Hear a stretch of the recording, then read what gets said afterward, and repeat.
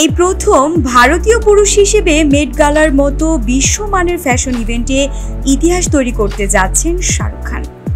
আজ সোমবার 5 মে থেকে শুরু হতে যাওয়া এই অনুষ্ঠানে অংশ নিতে গতকাল রবিবার 4 মে নিউ ইয়র্কে পৌঁছেছেন এই অভিনেতা।